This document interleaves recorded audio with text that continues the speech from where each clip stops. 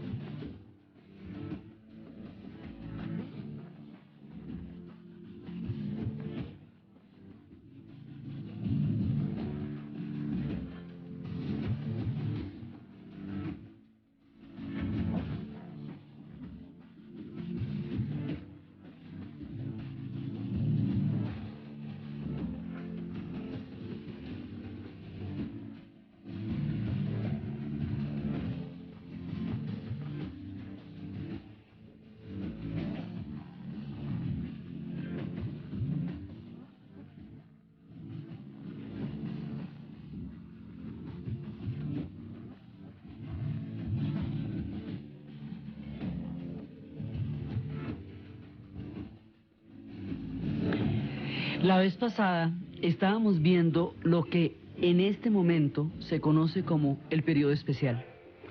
Y el periodo especial habíamos visto que es lo que va a pasar cuando la Unión Soviética como proyecto económico se cae y después se desintegra.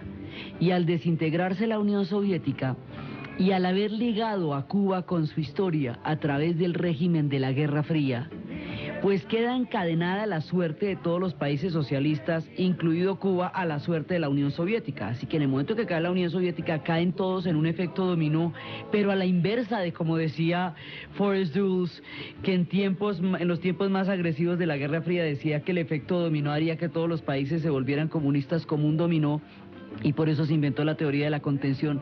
Aquí pasa lo contrario, se derrumban como un dominó. Y inclusive por dura que haya sido la crisis para los demás países socialistas, una cosa es la Alemania, que se reintegró y se reunificó con Alemania Occidental, o las economías checas o polacas que por golpeadas que estuvieran de todas maneras tendrían recursos. Y otra cosa es Cuba. Cuba es una isla y estaba totalmente subsidiada y dependía del modelo soviético en su totalidad. Cuba queda indefensa. Entonces esa indefensión económica de Cuba es la que la va a llevar a declarar el periodo especial, porque hay un momento en que sencillamente dejan de llegar cosas a la isla, deja de llegar el petróleo, los insumos, las tractomulas, las llantas, la comida, y empieza el desabastecimiento. Ahora, en rigor, si Cuba era importante solamente por la Guerra Fría, y solo dentro del contexto de la Guerra Fría y de la Unión Soviética como rivalidad de los Estados Unidos, era que se justificaba, digamos, la geopolítica cubana. Entonces, el día que cayó el último ladrillo del muro de Berlín, debería levantarse el bloqueo a Cuba. Si el bloqueo se hizo para contener la Unión Soviética, para evitar el avance de Cuba en el continente, pues al caer la Unión Soviética tendría que caer el bloqueo, porque el bloqueo se hacía era contra la Unión Soviética a través de Cuba, más que específicamente contra Cuba, era contra la Unión Soviética a través de Cuba. Pero no, entonces continúa el bloqueo y va a continuar sin ninguna justificación histórica, política ni geopolítica de ninguna naturaleza. Sigue un bloqueo que se vuelve simplemente un cerco por hambre a un pueblo a la deriva. Y esto va a hacer que la vida sea muy difícil para ellos. Ahora, la justificación de que son una amenaza para el continente, un pueblo famélico, desabastecido, donde desaparecieron hasta los huevos y la gente iba a ver una película que se llamaba Splash solamente para recordar cuando había huevos en La Habana. Un pueblo en las condiciones de, digamos, de indefensión y de crisis económica en que quedó Cuba en el periodo especial, sometido a un bloqueo.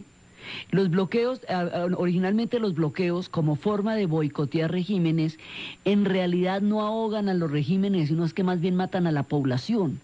Lo que se ha visto con la historia desde Cuba, Irak, es que los bloqueos matan de hambre la gente, pero no remueven el régimen.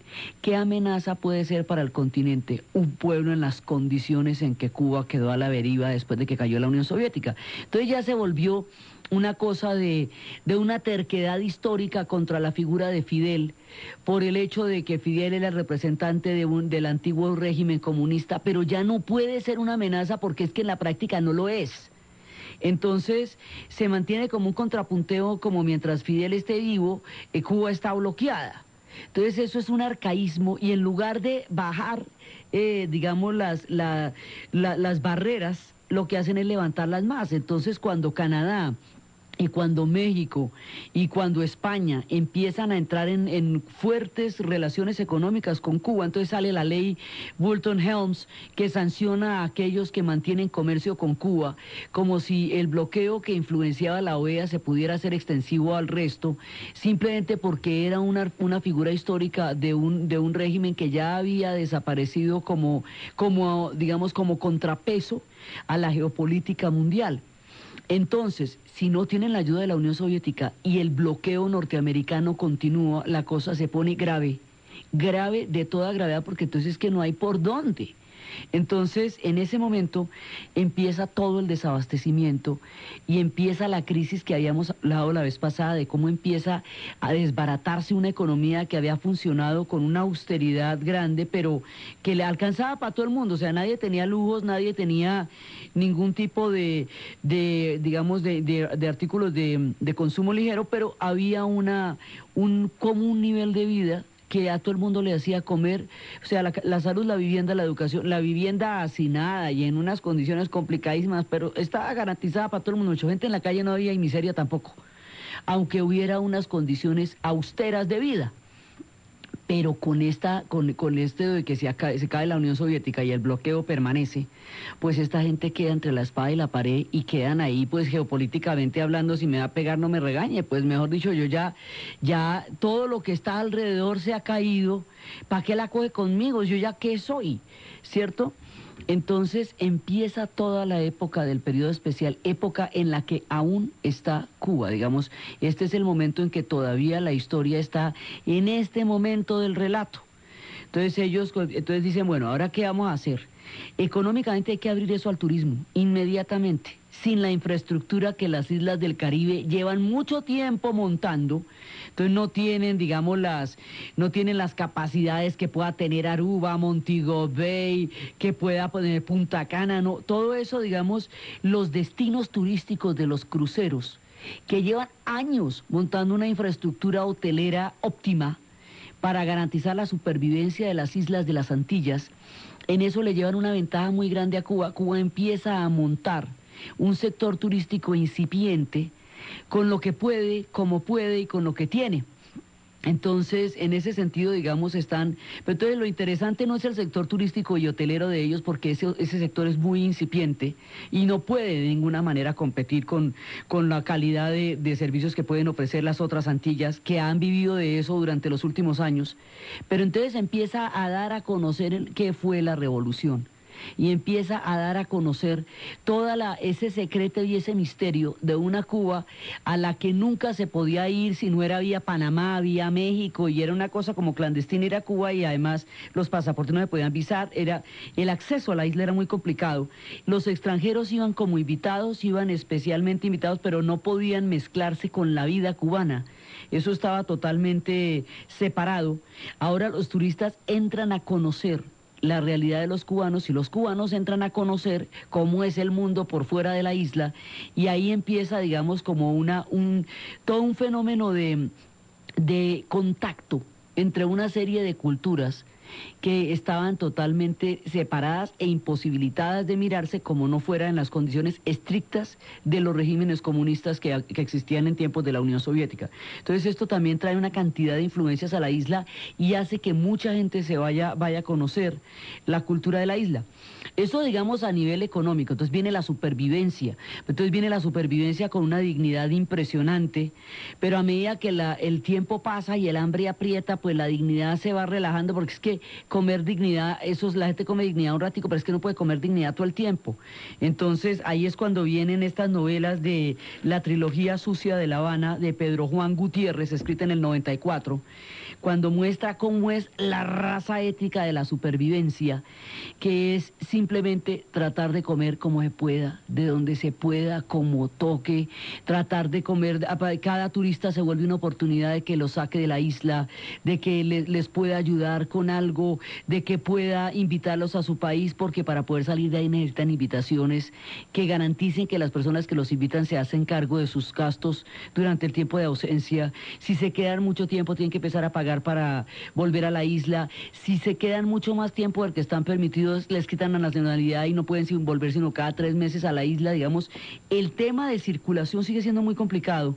Para salir a la isla sigue siendo sumamente complicado y los turistas siguen siendo las únicas posibilidades reales de poder salir de la isla. Entonces, eso, digamos, toda esta crisis va a empujar también al fenómeno de los balseros, del que habíamos hablado la vez pasada. En el momento del puerto de Mariel, cuando se fueron 125.000 cubanos, esto era, digamos, aún era visto como una traición a la revolución. En el momento que eso se produjo en los 80s, se veía como una traición a la revolución, pero cuando se produce el fenómeno de los balseros, por la playa de Batabanó, en el 94, en ese momento, se ve como un acto de desesperación y esos salen como héroes. Y empiezan a hacer las balsas de hule y empiezan a fabricarlas con pita, con con lo que encuentren, y se hacen a la mar. Y se hacen a la mar y la gente los va a despedir en la playa y les canta a remar, que la Virgen de Regla te va a ayudar. Sobre esta historia hay un documental recientemente hecho que estuvo nominado para el Oscar como mejor documental. Es un seguimiento de 5 años desde la historia, desde el momento en que fabrican las balsas hasta el momento en que llegan los que logran llegar. Ahora, en la época de la Guerra Fría, cada cubano que se iba era considerado un héroe por los Estados Unidos y por la comunidad de Miami, y era políticamente útil, sobre todo por los Estados Unidos como, digamos, como gobierno, como autoridades de migración, y era facilitada su huida porque era una manera de atacar el régimen de la isla. Pero cuando son tantos los balseros que están saliendo, y es una tragedia humanitaria, empieza a jugar la doble agenda, porque entonces ya no los van a recibir. Entonces los dejan salir, porque si no los dejan salir no podrían salir. La bahía de La Habana es uno de los lugares más vigilados que puede haber sobre la tierra. Los dejan salir y en el otro lado no los dejan llegar. Entonces, algunos los rescatan y ellos piensan que van para Miami y mentiras que los llevan a Guantánamo. Y en la base de Guantánamo los tienen ahí penando como en un purgatorio a ver si les dan la nacionalidad para entrar a Estados Unidos o si los devuelven a la isla. Los que logran llegar a la isla, pues se las tiene que ver durísimo porque no tienen ningún tipo de garantías. Los regímenes especiales que regían para los cubanos durante la Guerra Fría no van a regir para los balseros. Los balseros están fuera de tiempo, no son políticamente útiles para nadie, y una tragedia humanitaria no es del interés de la geopolítica, no es del interés la tragedia de los cubanos, como no lo es la tragedia de los haitianos. Haitianos y cubanos se ahogan en el mar, devorados por los tiburones, colgando de neumáticos, atados a las pitas, buscando la mínima supervivencia que los regímenes económicos de su época les han negado. De las tragedias humanitarias más grandes, además coinciden en el tiempo, porque la crisis de los balseros coincide también con el momento que se le hace el golpe de Estado a Aristide y que sube un régimen militar, y entonces mientras se produce la crisis, pues hay un derrumbe de la economía haitiana. Eso después lo vamos a ver, pero hay un punto en que se encuentran las dos oleadas. Y los balseros se van, y las historias de balseros son las más conmovedoras porque los niños no podían sobrevivir en las balsas. Entonces cuando les decían que el niño no puede sobrevivir en la balsa, lo dejaban en el malecón, ¡tin!, y se iban. Entonces tienen que dejar sus niños. Después, para reunificar esas familias es una cosa complicadísima, porque ni siquiera se sabe si pueden salir uno de Guantánamo, cuánto tiempo van a durar allá. Los niños quedan con los abuelos, solo los jóvenes parten. Bueno, esto rompe, o sea, ya hay muchas rupturas en la familia cubana. Las hay desde el momento en que unos salieron de la isla y otros no, durante las primeras etapas de la revolución. Las hay después del Mariel que se convierten en rupturas definitivas porque la gente que salió con el Mariel no es reconocida por la gente de la isla como parientes. Pero esta es una tragedia de separación de familias porque unos van a buscar vida, porque entre la caída de la Unión Soviética y la permanencia del bloqueo norteamericano no hay condiciones de supervivencia en Cuba. Si muchísima gente sale a la desesperación porque es que si usted se monta en un neumático para ir a los tiburones o a tratar de buscar vida, es que la cosa realmente está grave, es que la cosa no aguanta más. Y eso en el programa pasado escuchábamos al grupo a un grupo nuevo que se llama Lucha Almada, después se llamaron Habana Abierta, que contaban, bailaban el rocazón y contaban cómo no hay nada peor que un sueño hecho pedazos y cómo el hambre aprieta. Y también hablábamos de las historias de la flaca. Entonces, esto se va complicando muchísimo, muchísimo a nivel económico y tratar de mantener la dignidad y el sueño por entre una situación tan grave es muy difícil. A nivel político, ¿esto qué implica? A nivel político, esto implica que si estaba ligado a una corriente ideológica que representaba la Unión Soviética y la Unión Soviética desaparece, entonces tú y yo, ¿qué venimos siendo? Aquí como digamos, como que, ok. Entonces los cubanos deciden lo siguiente, deciden y Fidel decide que va a deslindar la filiación que tenía Cuba con el proceso soviético y más bien van a adoptar una vía cubana. Una vía, o sea, digamos como volver a la idea original que era que ellos eran lo que eran, era cubanos y lo que querían era solucionar un problema cubano y después los avatares de la Guerra Fría los montaron en el tren de la Unión Soviética, pero digamos, originalmente de los tiempos de la Sierra Maestra y eso, pues el asunto era cubano, fundamentalmente cubano. Entonces dicen, bueno, retomemos la cosa cubana y empieza una apertura económica, la dolarización de la economía de La Habana, en la economía cubana, empieza una apertura hacia el turismo, pero dice, pero políticamente no vamos a cambiar nada, porque el hecho de que se haya caído la Unión Soviética quiere decir que esa forma se cayó, pero nosotros no tenemos por qué renunciar a lo que hemos sido por ellos, es lo que dice, digamos, oficialmente el régimen. Es la manera como maneja las cosas en la actualidad. Ellos dicen, ellos no se retractan y no hacen aperturas políticas porque consideran que no tienen razones políticas ni razones históricas para cambiar su modelo. Ellos dicen, los demás modelos económicos tampoco han conquistado una capacidad general para tener bienestar en una sociedad y ellos creen, ellos parten de la base de que ellos sostienen un último pedazo de la utopía, último pedazo del proyecto socialista, por si en algún día la historia los vuelve a apoyar, es como una cosa así. Y además es todo lo que son, el núcleo histórico está vivo, la gente que la hizo y que la vivió está ahí, y esa fue la razón de su vida. Entonces eso es uno, digamos, de los dilemas más duros de lo que significó la caída del socialismo, porque era un paradigma. Entonces la gente que le apostó toda la vida a eso, ¿qué va a hacer? Cuando salió una vez en el periódico que los profesores albaneses de economía marxista tenían 6 meses para convalidar sus títulos, porque eso ya no se iba a enseñar. Profesor que durante 20 años había enseñado eso y no sabía nada más que se va a poner a hacer en la vida. Esto también porque esto era un proyecto, era un sueño, era una base económica, sí, pero esto era un proyecto y esto era un sueño. Y el proyecto y el sueño se ven gravemente confrontados al caer aquello dentro de lo cual estaban inscritos. Entonces Cuba tiene que decidir qué va a hacer, no solo económicamente, porque económicamente pues no tiene mucha opción, sobrevivir como pueda y donde pueda con lo que toque, sino políticamente, cómo va a manejar eso. Entonces dentro de esto hay muchas tendencias. Entonces la tendencia del régimen de Fidel es mantenerse dentro de lo dicho, con un carácter completamente cubano. Entonces, cuando se deslindan, por eso era que ellos llaman, retrospectivamente llaman el periodo en que estaban tan unidos a la Unión Soviética como el periodo dogmático, y la Unión Soviética se va retirando de la isla, y lo curioso es que después de que ellos dependieron de la Unión Soviética tanto, no queda nada. Solamente queda en las amplias avenidas de Miramar, donde están esas casas republicanas bellísimas con una arquitectura colosal, queda un puño como de Mazinger salido de hormigón, que no tiene que ver con el paisaje en absoluto, que es la embajada soviética, que aquello parece un monito animado japonés de la primera generación, mucho antes de los Pokémones, y uno dice, ¿y aquello que llama? Pues la embajada soviética. Era una irrupción arquitectónica totalmente desvinculada del contexto cubano. Así eran los soviéticos en La Habana. No tenía nada que ver con los cubanos, y era cuando hablábamos de una cultura tan supremamente austera y fuerte y con ortodoxa como la rusa, trágica, vertida en la guarachera Habana, sí, ese contraste entre Dostoyevsky, sí, con Pai. Entonces eso se van y no dejan nada. Lo curioso es que la influencia norteamericana se ve en la infraestructura de lo que fue ese país.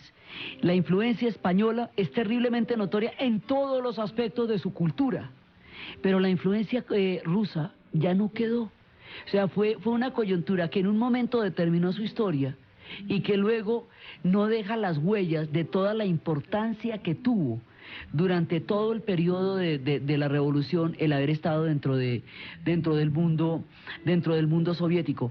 La respuesta que ellos dan, digamos, ¿qué van a hacer ellos con su revolución? ¿Cómo la plantean? Entonces se le pregunta a Silvio Rodríguez, ¿usted qué opina? Si usted le preguntara a Silvio Rodríguez, él qué dice, si él que fue el cantor de la revolución, pues él le diría lo siguiente, como él lo dice, que es cantándolo.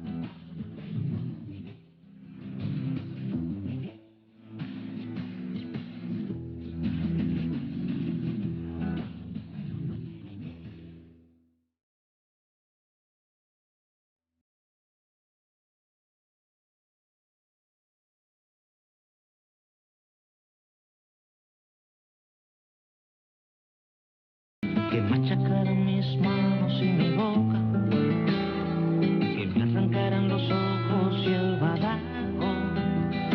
¿Será que la necedad parió conmigo?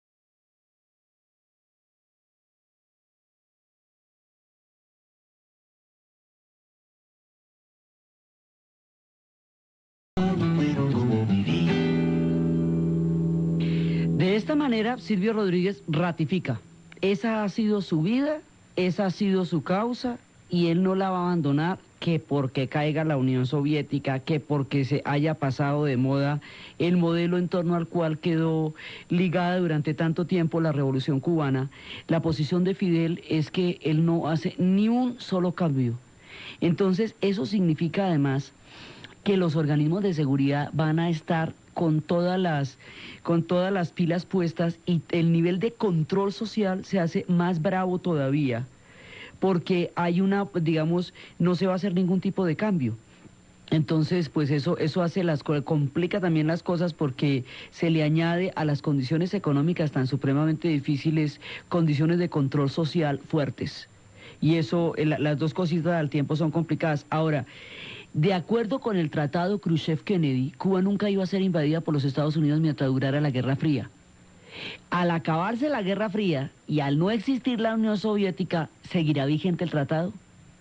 Esa pregunta refuerza las condiciones militares de la isla, de una sociedad que de por sí ha estado militarizada durante 45 años esperando una invasión y que sigue como en las mismas condiciones esperando una invasión. Entonces hay una serie de premisas, de pedazos de la Guerra Fría que no quedaron bien terminados ni claros en ninguna parte, que son las que se ven en Cuba.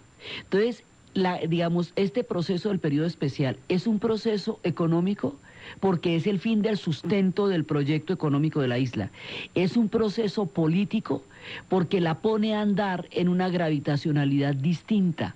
Es un proceso social porque desencadena una crisis gigantesca, una crisis de modelo, una crisis porque desde el punto de vista de Fidel y de los cubanos que continúan, digamos, en el camino en el que se hizo la revolución y que creen en ella y que piensan que no hay ninguna razón para dar marcha atrás o para cambiar los modelos, esa es una posición. Hay otra posición, y la otra posición es de los que le apostaron al sueño y se sienten totalmente frustrados, sienten que cuando llegó el momento de poder salir adelante cuando le llegó su turno ya no había turno, y es toda una juventud que lucha por sobrevivir y que no tiene condiciones en la isla, altamente preparada, profesionalizada, con un nivel de educación bastante bueno, ¿sí? Preparados por todo el proceso educativo cubano y que no tienen con qué trabajar y son los que les toca jinetear en la playa y son los que les toca vender PPG y entonces dicen, ¿cómo me va a tocar a mí cómo me toca a mí hacer eso si yo fui preparada como preparado para bioquímico, sí? Entonces esa sensación de aquello para los que lo prepararon y la vida que les tocó les produce un grado de frustración inmenso, una sensación de sin salida y una injusticia de la historia para ellos que esperaron, después de 2 generaciones de lucha, el tiempo en que a ellos les iba a tocar el futuro y resulta que el futuro no estaba en ninguna parte. Eso es otro sector. Ese sector emigra. Está migrando en grandes cantidades y está tratando de buscar, pero esas emigraciones son completamente difíciles. Son muy difíciles porque precisamente las condiciones de salida y de entrada y de todo eso son complicadas. Entonces hay otro sector que se siente totalmente frustrado. Hay otro sector que no puede salir porque no tiene cómo, y que su suerte está ligada a la suerte que tenga en ese momento la isla, porque ellos no pueden hacer otras cosas.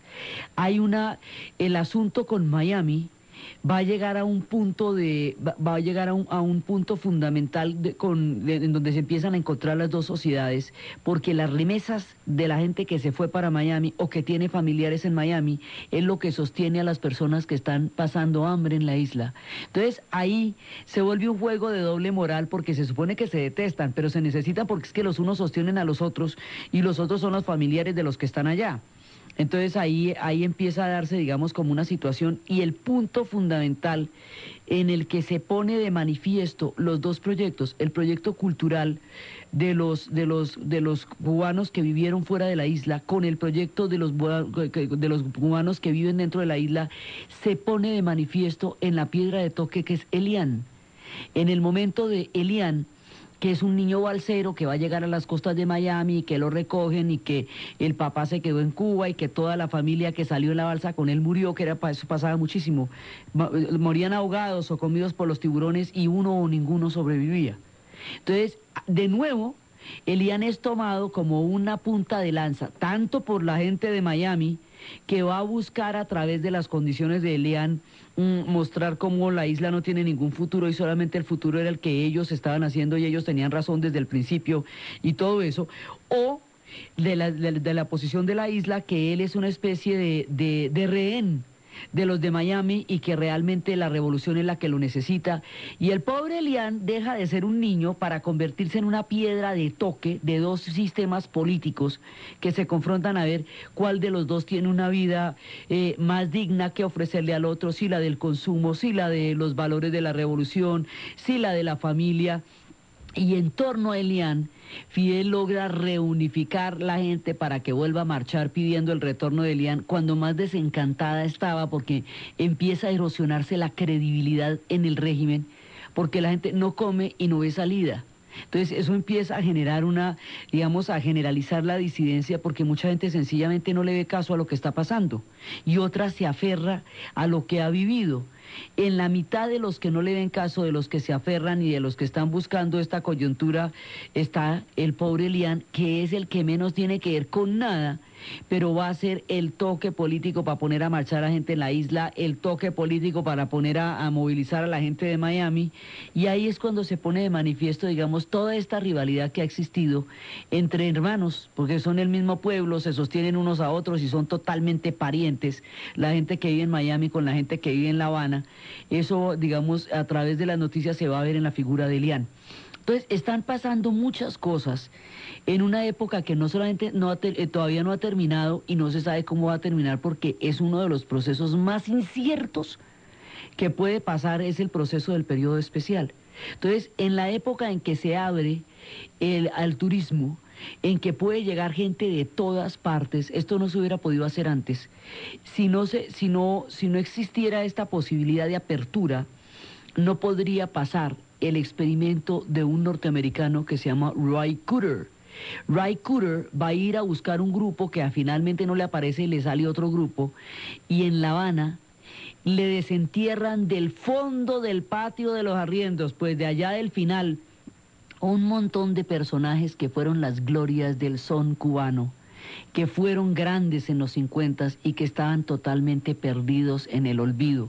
Los saca de los lugares más abyectos, de los sitios, hay uno que estaba envolando, que ya ni cantaba, los saca y los lleva a un estudio de grabación y resulta reactivando uno de los fenómenos más interesantes, complejos, sabrosos y maravillosos de la música contemporánea cubana, el Buenavista Social Club. Y empieza a escucharse Chan Chan, y empieza a escucharse el Cuarto de Tula, y salen estos octogenarios del colmo del olvido a la gloria de la fama, dándole la vuelta al mundo por Ámsterdam y por Nueva York.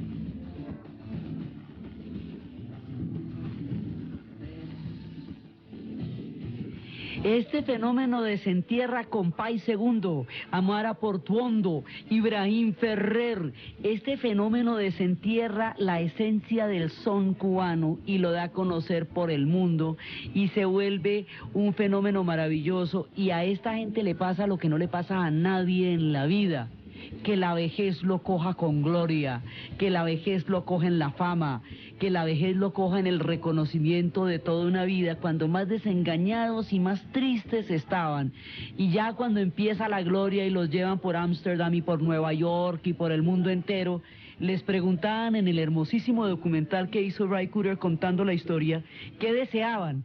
Y ellos decían, vida, más vida para poder vivir esto, no morirnos todavía. Y la vida se les dio. La mayoría están vivos y el compay segundo murió después de haber tenido la década de gloria. Nunca la vejez en Occidente coge a la gente en condiciones tan privilegiadas como los últimos años de la vida del compay segundo, con su tabaco nonagenario, recorriendo el mundo con toda la sabrosura del son de lo que alguna vez fueron los compadres, y el mundo conocerá este inagotable filón de uno de los pueblos con más talento musical del planeta Tierra, que es el pueblo cubano, y arranca toda la era de Buenavista, en los momentos más duros del periodo especial, cuando las cosas están más tristes, arranca el fenómeno de Buenavista, y la música vuelve por todos lados, y los festivales del bolero se reactivan, y se escucha la voz de Amara Portuondo, y de todo el mundo, y así, digamos, la realidad cubana es una realidad totalmente contradictoria. Y cuando pasan las cosas más terribles, pasan las cosas más sublimes, porque ellos son todo eso a la vez. Son un pueblo heroico, sublime, musical, son un pueblo también con unos avatares y unos niveles de circunstancias complejos. Y este fenómeno va a dar a conocer una parte importantísima de la cultura cubana a través de Buenavista Social Club. Después de que Cuba deslinda su espíritu político de la Unión Soviética, retoma lo cubano. Entonces ya no va a ser un Estado ateo, como estaba consagrado en la Constitución, sino que va a ser un Estado laico. Es decir, las religiones serán permitidas, porque eso estaba prohibido, y además estaban prohibidos de acuerdo con el modelo soviético. Entonces empieza la gente a poder volver a rendir cultos, y como la religión más importante de Cuba, digamos la que tiene una presencia cultural más importante, es la santería. Entonces la santería vuelve otra vez de una manera abierta, y es cuando hablábamos que se producen estos sincretismos entre la santería y la figura del Che Guevara, y entonces quedan santeros guevaristas, digamos, queda una reconstrucción valorativa. Eso es uno de los retos más grandes del periodo especial, es hacer una reconstrucción valorativa de una sociedad que se vio abocada a semejantes cataclismos.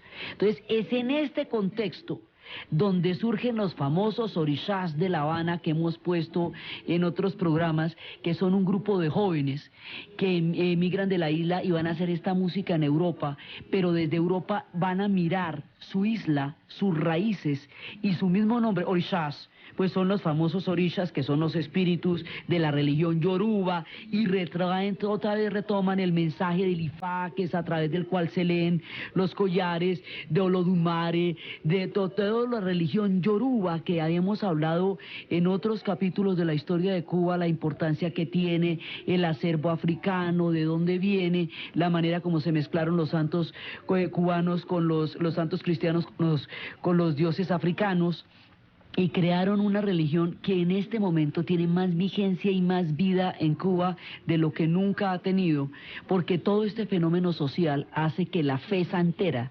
resurja con una fuerza inusitada en los 90, y ellos todo lo que están pensando lo cantan.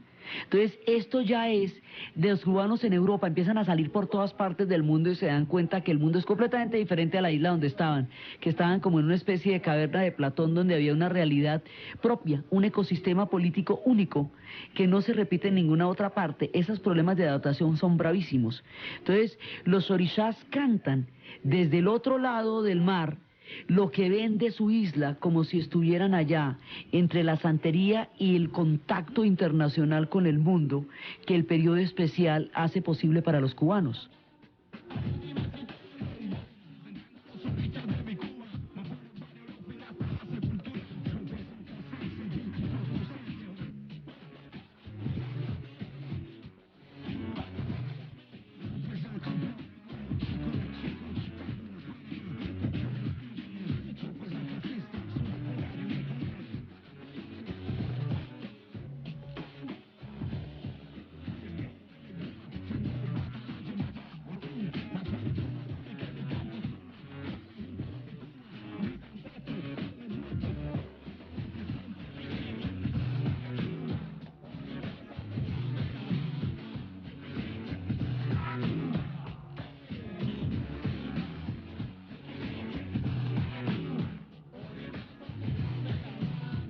Muchas cosas están cambiando en este periodo y están creando una realidad completamente diferente y están ratificando su cultura, su identidad y están creando, digamos, lo que nunca les había tocado en la vida. Es lo que están haciendo con el periodo especial.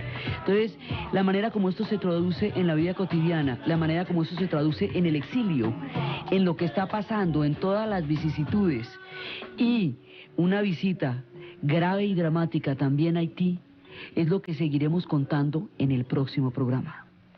Entonces, desde los espacios de los orishas, desde los patios olvidados de donde salió Buenavista Social Club, desde la crisis social, desde la recuperación de una identidad perdida, desde la deriva de un pueblo que se debate entre el fin de un orden histórico y el comienzo de otro que aún no se perfila para ellos con ninguna claridad.